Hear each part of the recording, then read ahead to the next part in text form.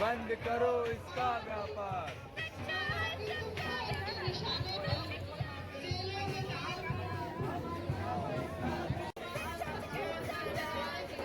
जन अधिकार 12 जुलाई 2026 शाम के लगभग 6:30 साढ़े 6 के बीच उस दिन मैं अपने दोस्त प्रतीक पटेल के साथ दिल्ली के अंदर मंदिर पहुंचा। घर से निकलते समय मेरे मन में सिर्फ एक ही बात थी, अपनी पेपर लीक से जिन लाखों छात्रों का भविष्य प्रभावित हुआ है, उनके लिए अगर कोई शांतिपूर्ण तरीके से आवाज़ उठा रहा है तो उसे अपनी आंखों से देखना चाहिए। मैं किसी राजनीतिक दल के झंडे के नीचे खड़ा होने तो गया नहीं था, है ना। मैं किसी विचारधारा का प्रचार करने भी नहीं गया था। मैं सिर्फ एक छात्र की तरह वहाँ पहुँचा था ताकि समझ सकूँ कि आंदोलन किस दिशा में चल रहा है और वहाँ का माहौल वास्तव में कैसा है। जंतर मंतर भारत में विरोध प्रदर्शनों का एक महत्वपूर्ण स्थान माना जाता है। वर्षों से लोग अपनी मांगों और समस्याओं को सरकार तक पहुंचाने के लिए यहाँ आते रहते हैं। इसलिए मुझे लगा कि अगर नीट जैसे बड़े मुद्दों पर आंदोलन हो रहा है तो वहाँ जाकर सच्चाई को अपनी आंखों से देखना जरूरी है। जैसे तैसे मैं जंतर मंतर के पास पहुंचा। दूर से नारे सुनाई देने लगे। कई लोग हाथों में पोस्टर लिए खड़े थे। कुछ छात्र अपने भविष्य को लेकर चिंतित दिखाई दे रहे थे। कुछ लोग मीडिया से बातें कर रहे थे। कैमरे चल रहे थे। मोबाइल फ़ोन से रिकॉर्डिंग हो रही थी। सोशल मीडिया के लिए वीडियो बनाए जा रहे थे। पहली नज़र में एक सामान्य छात्र आंदोलन जैसा लगा। मुझे लगा कि यहाँ सिर्फ नीट पेपर लीक, परीक्षा व्यवस्था और छात्रों को न्याय दिलाने की बात होगी। और सच कहूँ तो उस समय तक मेरा पूरा समर्थन उसी उद्देश्य के साथ था। मैं आज भी मानता हूँ कि लाखों छात्रों के साथ जो हुआ वह गलत था। वर्षों की मेहनत, परिवारों की उम्मीदें और बच्चों का भविष्य किसी भी लापरवाही या भ्रष्टाचार की भेंट नहीं चढ़ना चाहिए। अगर परीक्षा व्यवस्था में गड़बड़ी हुई है तो उसकी निष्पक्ष जांच होनी चाहिए। दोषियों के खिलाफ सख्त कार्रवाई होनी चाहिए। शिक्षा व्यवस्था में सुधार होनी चाहिए और छात्रों का भरोसा वापस लौटना चाहिए। यही सोचकर मैं वहाँ पहुँचा था। लेकिन जैसे तैसे मैंने वहाँ कुछ समय बिताया, अलग अलग लोगों को सुना, अलग अलग समूहों को देखा और पूरे माहौल को समझने की कोशिश की। मेरे मन में कई नए सवाल पैदा होने लगे। मुझे महसूस हुआ कि यह केवल छात्र आंदोलन नहीं रह गया था। वहाँ कई तरह के छात्र राजनीतिक विचारों से जुड़े संगठन भी दिखाई दे रहे थे। मैंने अलग अलग झंडे, बैनर और समूह देखे। उसमें मेरे मन में यह एक सवाल आया कि इस आंदोलन का केंद्र अभी भी केवल छात्र मुद्दों का है या उसके साथ दूसरी राजनीतिक बहसें भी जुड़ गई है। मैं यह नहीं कह रहा है कि वह मौजूद हर व्यक्ति की सोच एक जैसी थी, ना ही मैं वह मौजूद हर संगठन के बारे में कोई निष्कर्ष दे रहा हूँ। मैं केवल वही बता रहा हूँ जो अपनी आंखों से देखा और जैसा मुझे उस समय महसूस हुआ। और यही से मेरी एक यात्रा सिर्फ एक दर्शक की नहीं रही, बल्कि यह एक सवाल पूछने नागरिक की यात्रा बन गई। आगे इस वीडियो में विस्तार से बताऊंगा कि मैंने वहाँ क्या देखा, किन बातों ने मुझे होने पर मजबूर किया और क्यों मुझे लगा कि छात्रों के असली मुद्दों पर गंभीर चर्चा होनी चाहिए। आइए अब बढ़ते हैं उस हिस्से की ओर जहाँ मैंने जंतर मंतर के भीतर का माहौल करीब से देखा। लगभग जैसे मैं प्रतीक पटेल जंतर मंतर के अंदर पहुंचे, हमने पूरे परिसर का चक्कर लगाना शुरू किया। मेरा उद्देश्य किसी निष्कर्ष पर पहुंचना नहीं था, बल्कि पहले पूरे माहौल को समझना था। मैंने अलग अलग जगहों को लोगों के छोटे छोटे समूह देखे। कई छात्र आपस में चर्चा कर रहे थे, कहीं पोस्टर बनाए जा रहे थे, तो कहीं कैमरे के सामने इंटरव्यू दिए जा रहे थे। सोशल मीडिया के लगातार वीडियो रिकॉर्ड किए जा रहे थे। पहली नज़र में यह एक सामान्य लोकतांत्रिक विरोध प्रदर्शन जैसा लग रहा था। लेकिन कुछ देर बाद मेरी नज़र अलग अलग संगठनों के झंडों और बैनरों पर पड़ गई। मैंने AISA, KYS और कुछ अन्य संगठनों के बैनर देखे। यह देखकर मेरे मन में सवाल उठा कि क्या यह आंदोलन केवल छात्रों तक सीमित है या इसमें अलग अलग राजनीतिक विचारधारा से जुड़े लोग भी सक्रिय भूमिका निभा रहे हैं। मैं स्पष्ट कर दूं कि किसी भी संगठन का किसी आंदोलन के मौजूद होना अपने आप में गलत या गैर कानूनी नहीं है। लोकतंत्र में अलग अलग विचार रखने वाले लोग किसी भी मुद्दे पर अपनी भागीदारी कर सकते हैं, लेकिन एक छात्र के रूप में मेरी उम्मीद थी कि आंदोलन का केंद्र केवल छात्रों का भविष्य और शिक्षा व्यवस्था में सुधार रहेगा। वहाँ मौजूद लोगों की बातें सुनते हुए मुझे महसूस हुआ कि कई चर्चाएं नीट के मुद्दों से आगे भी जा रही थी। मेरी व्यक्तिगत राय है कि जब किसी छात्र आंदोलन में दूसरे राजनीतिक मुद्दे ज़्यादा प्रमुख होने लगते हैं तो यह चिंता का विषय बन सकता है, क्योंकि इससे छात्रों की मूल मांग पीछे होने का खतरा रहता है। मेरे लिए सबसे महत्वपूर्ण सवाल यह थे कि लाखों छात्रों की मेहनत का क्या होगा। जिन परिवारों ने वर्षों तक अपने बच्चों की पढ़ाई में सब कुछ लगा दिया, उन्हें न्याय कब मिलेगा? क्या आंदोलन का पूरा ध्यान इसी पर रहेगा मैं यह वीडियो इसलिए बना रहा हूँ ताकि आप वही देखें जो मैंने देखा और मेरी राय की तरह सुने। मैं यह दावा नहीं कर रहा हूँ कि मौजूद हर व्यक्ति की सोच एक जैसी। हर संगठन का उद्देश्य एक ही था। मेरा उद्देश्य केवल अपने अनुभव को साझा करना है। एक लोकतांत्रिक देश में विरोध करना हर नागरिक का अधिकार है, लेकिन मेरा मानना है किसी आंदोलन की सबसे बड़ी ताकत उसका मूल उद्देश्य होता है। अगर उद्देश्य छात्रों को न्याय दिलाना है तो चर्चा का केंद्र भी वही होना चाहिए। यही बातें मेरे मन में चल रही थी जब मैं जंतर मंतर के अलग अलग हिस्सों में घूमकर वीडियो रिकॉर्ड कर रहा था। आगे मैं बताऊंगा कि इस पूरे अनुभव ने मेरे छात्र आंदोलन, राजनीति और हमारे लोकतांत्रिक जिम्मेदारियों के बारे में क्या सोचने पर मजबूर किया। अब मैं उस मुद्दे पे बात करना चाहता हूँ कि जिसकी वजह से मैं जंतर मंतर पहुँचा। न्यू पेपर लीक मेरी नज़र में यह एक सिर्फ परीक्षा का मामला नहीं है। यह लाखों छात्रों के सपने पर, उनके परिवारों की उम्मीदें और पूरे शिक्षा तंत्र की विश्वसनीयता का सवाल है। सोचिए, एक छात्र दो तीन साल दिन रात मेहनत करता है। परिवार अपनी बचत, कोचिंग और पढ़ाई कर खर्च करता है। कोई गांव से शहर आता है, कोई किराए के कमरे में रहकर तैयारी करता है, कोई अपने माता पिता के सपनों को पूरा करने के लिए हर दिन संघर्ष करता है। और फिर अगर परीक्षा का निष्पक्षता पर सवाल उठाया जाए तो सबसे बड़ा नुकसान उसी ईमानदार छात्र का होता है। इसी वजह से मैं मानता हूँ कि छात्रों को न्याय मिलना चाहिए। अगर कहीं भी भ्रष्टाचार हुआ है, अगर कहीं किसी ने पैसे या प्रभाव के दम पर व्यवस्था के साथ खिलवाड़ किया है तो उसके खिलाफ निष्पक्ष जांच होनी चाहिए और कानून के अनुसार सख्त कार्रवाई होनी चाहिए। लेकिन इस पूरे मुद्दे ने मुझे एक बात सोचने पर मजबूर किया।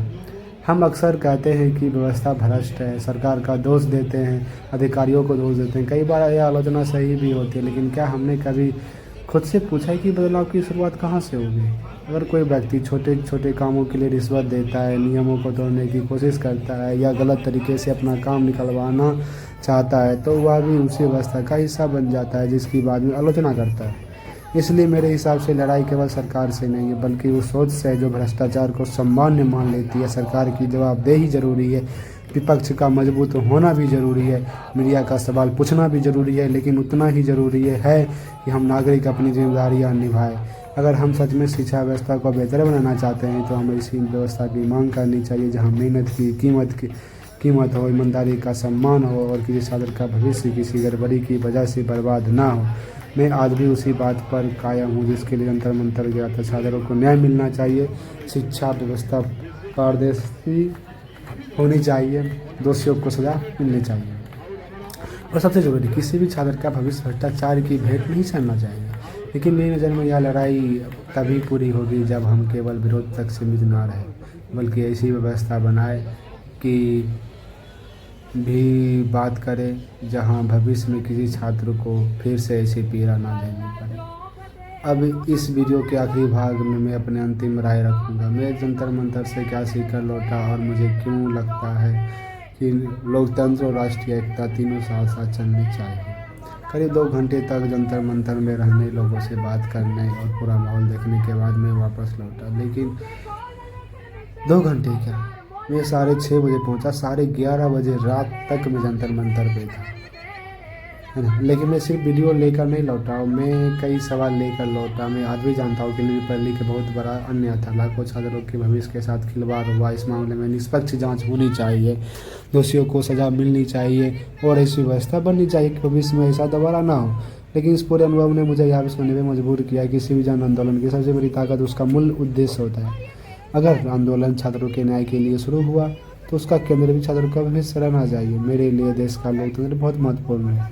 लोकतंत्र का मतलब है कि नागरिक सरकार से सवाल पूछ सकते हैं, अपनी बात रख सकते हैं और शांतिपूर्ण तरीके से विरोध भी कर सकते हैं। यह अधिकार हमारे संविधान ने दिया है, लेकिन इसके साथ एक जिम्मेदारी भी आती है। विरोध ऐसा हो जो समाज को जोड़े, मुद्दे को मजबूत करे, समाधान की दिशा में ले जाए। अगर किसी मंच पर ऐसी बातें होती है जो लोगों को बात में वाली लगे तो स्वाभाविक है कि लोगों की अलग अलग राय बनेगी। मेरी भी कुछ चिंताएं थे और मैं ईमानदारी से आपके सामने रख रहा हूँ। यह वीडियो किसी व्यक्ति, संगठन या पार्टी से नफरत फैलाने के लिए नहीं बनाया गया। यह केवल मेरे अनुभव, मेरे विचार और सोच और उस दिन जो मैंने देखा उसे साझा करने की कोशिश की है। मैं चाहता हूं कि आप इस वीडियो को देखकर अपनी राय खुद बनाएं। अगर आप मेरी बात से सहमत हैं तो इसका कारण सोचिए, अगर सहमत हैं तो अपनी बात, तथ्य और सम्मानजनक भाषा में रखें। यही लोकतंत्र की असली ताकत है। आखिर में सिर्फ इतना कहना चाहता, शहरों को न्याय मिलना चाहिए, भ्रष्टाचार के खिलाफ कार्रवाई होनी चाहिए, सरकार से सवाल भी पूछे जाने चाहिए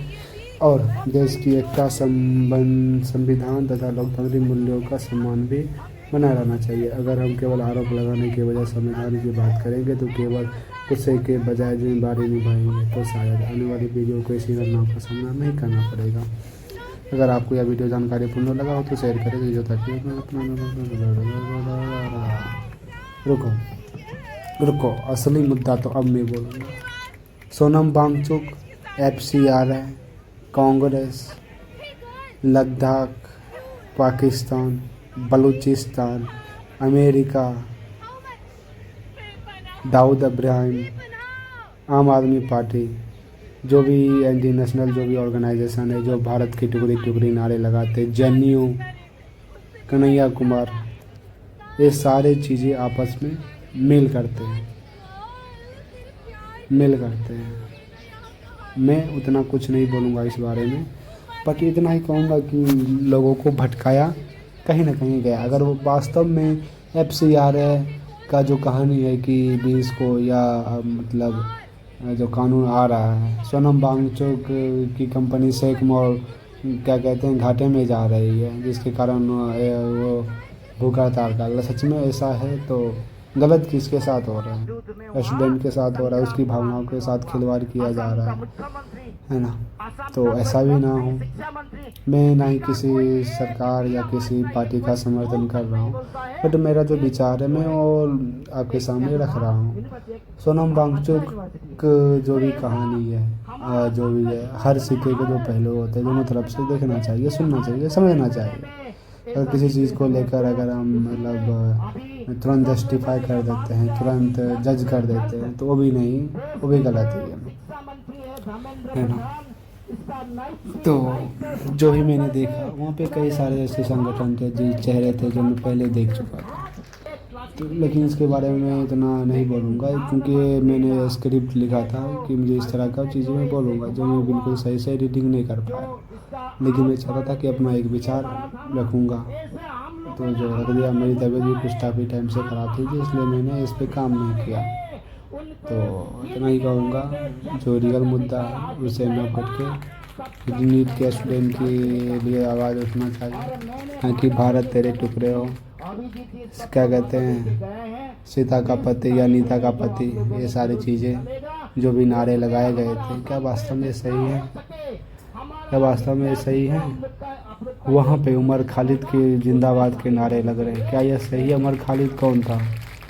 उमर खालिद कौन था? 2020 में जो दिल्ली में दंगे हुए थे, 56 लोग मारे गए थे, उसका वो मुख्य आरोपी था, जो कि कोर्ट में आज कोर्ट ने उसको सज़ा सुनाई जब ही वो जेल में है। क्या वास्तव में ये सही है? सही है? जो भी तो इतना ही कहूँगा कि सबका अपना निजी मत है, विचार है। सब ये जो अंकल थे ये कुछ बोलना चाह रहे थे, तो एक मैंने कुछ अच्छी बातें भी बोली, तो काफ़ी शर्मीले टाइप थे, लेकिन मैंने काफ़ी चीज़ें बोली। कैसी बात कर रहे हैं? चलो मैं एक बंदर ले आता हूँ, बहुत अच्छा बोलता है अंकल इधर क्या बोल रहे हैं? तो इतना ही कहूँगा यार कि हर सिक्के के दो पहलू होते हैं, तरफ से देखा जाना चाहिए, हर तरफ से समझा जाना चाहिए। तो जो मैंने बोला था एक बार फिर से दोहरा रहा हूँ, सोनम वांगचुक, लद्दाख, FCRI, पाकिस्तान, चाइना,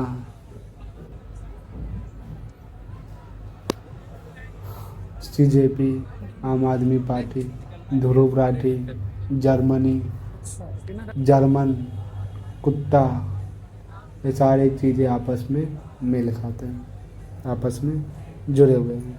जय हिंद, धन्यवाद। मैं नीतीश पासवान, जल्द मिलूंगा एक नए वीडियो के साथ। तो तक के लिए शुक्रिया।